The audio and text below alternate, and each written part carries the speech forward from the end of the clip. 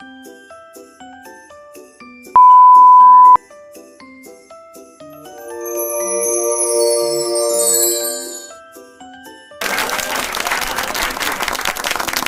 it's me, Julia. A day in my life na naman na panibagong araw. Hindi gabay kasi morning, hindi din evening. Char!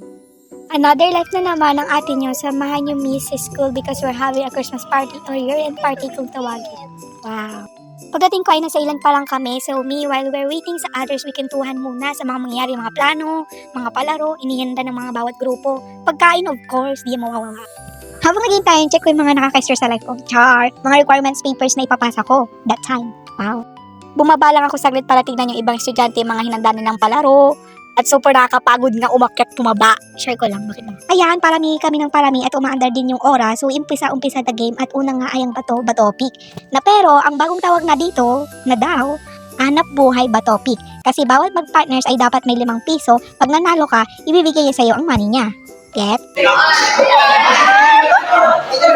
Happy nga dyan ang ate nyo kasi I thought I'm panalo na kasi naka-isang panalo ako. Pero, 3 pala dapat! Okay lang. At ang next game na inanda ng shalala naming teacher ay ang marshmallow.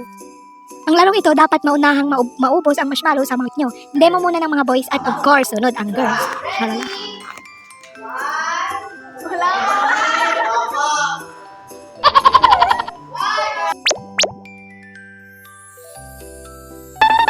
Tapos namin maglaro sa in-ready ng game ng grupo, ay may pa-free ice cream ang mga parents ng ex-jocks. Dahil libre, go na tayo dyan. Salamat! Pagkakit nga namin ay umpisa na agad ang next game. Of course, unahan ng mga boy. At ayun, kakagaling ko nga lang sa sakit at akala ko nga ay di ako makaka-10. Pero, dahil may pagkain, hindi pwede yan. Ayun, kumanta. Nag-last game na nga ang grupo namin at nakasama ang lahat. Itong laro na to ay ewan. Basta may number at dapat makaupo ka ng walang kasabay kung meron, di doon ka sa faraway.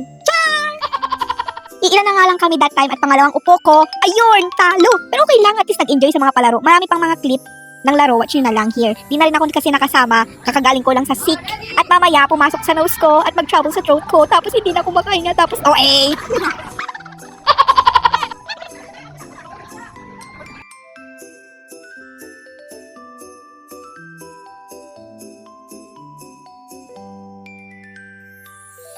Tapos namin nga mga picture-picture, kumain na rin kami at sakto lang din nung nakain ko that time kasi I'm not feeling well kumain ng marami.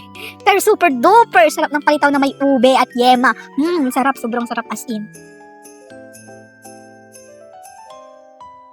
Syempre matapos ang saya at sarap sa araw na yan, mga magalinis-linis muna tayo bago tayo mag-far away. Super nakaka-enjoy at nakakawala ng stress dahil maglolok weekend na naman. At mapapa-relax ka ba? Ganon.